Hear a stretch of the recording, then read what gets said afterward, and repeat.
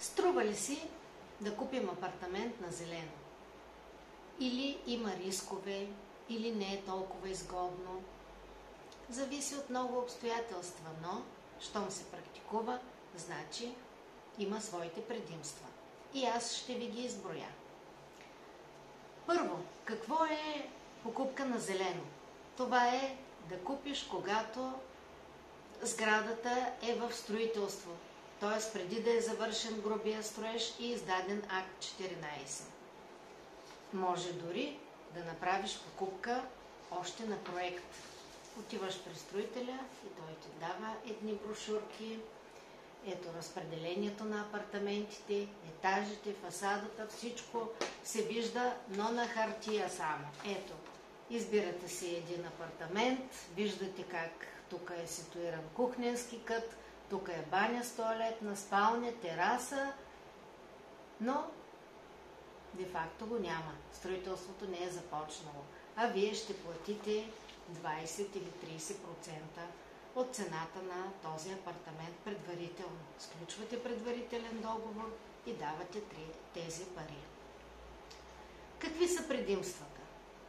Първо, вие сте едни от първите и може да си изберете етаж, изложение, разпределение на самия апартамент.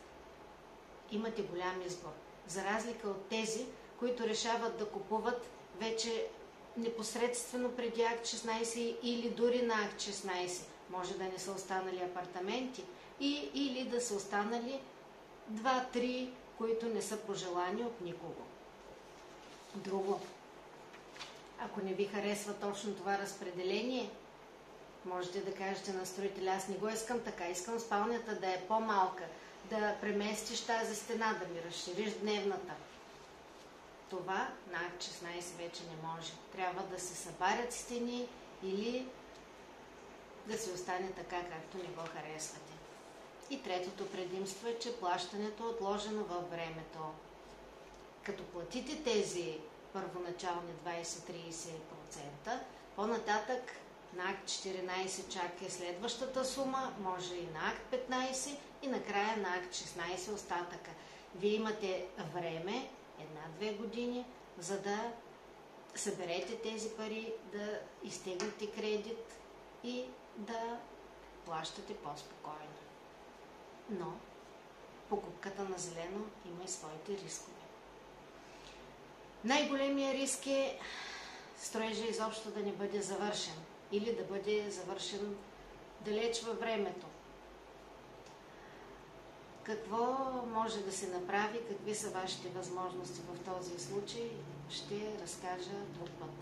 Но първо строителя трябва да се проучи какъв му е имиджа, завършва ли си в срок сградите, дали има добро качество.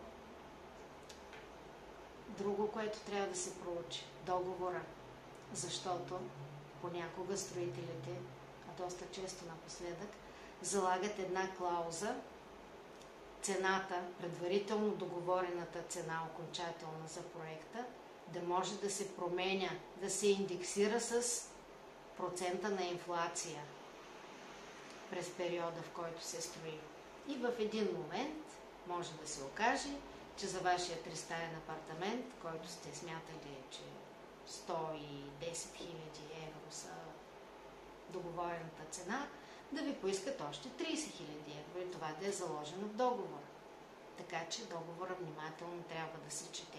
Колкото по-дълъг е един договор, толкова по-голям риск има да има някаква мъничка клауза, която не бива да се изтърва. Друго, което трябва да се следи, как строи този строител, дали с собствени средства, дали с кредит или с парите от продажбите на апартаментите. Когато е с кредит, се ипотекира парцела, а после тази ипотека се разпростира върху цялата новопостроена сграда. Т.е. вие ще получите един ипотекиран апартамент. И ако този строител не успява да си погасява кредита, тази ипотека увисва върху вас. Препоръчвам ви да си наемете брокер, защото ние професионално вършим всички тези проверки. Разбира се, може и сами да си проучвате. За имотите на зелено, за процедурата при покупката ще си говорим в едни следващи видеа. Аз съм Ирина Генова, Агенция за недвижими имоти Доминфо, вашият брокер.